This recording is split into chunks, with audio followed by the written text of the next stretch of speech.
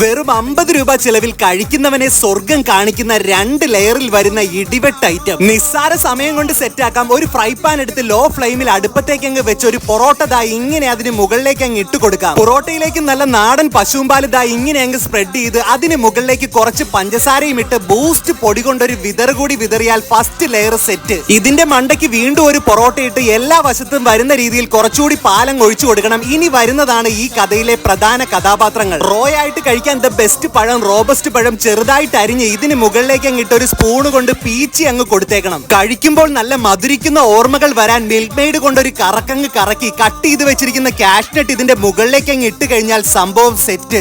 ആവി കടക്കാത്ത വിധം ഒരു പാത്രം കൊണ്ട് ജസ്റ്റ് ഒന്ന് മൂടി 1 മിനിറ്റ് കുക്ക് ചെയ്ത് തുറന്നു കഴിയുമ്പോൾ ദാ ഇങ്ങനെ ഇരിക്കും. നല്ല ചൂടോടുകൂടി 2 ലെയറും ഒന്നിച്ചങ്ങ് കട്ട് ചെയ്ത് കഴിച്ചു നോക്കണം. കുട്ടികൾക്കും വലിയവർക്കും അപ്പൂപ്പന്മാർക്കും അമ്മൂമ്മമാർക്കും എല്ലാവർക്കും ഇഷ്ടപ്പെടും.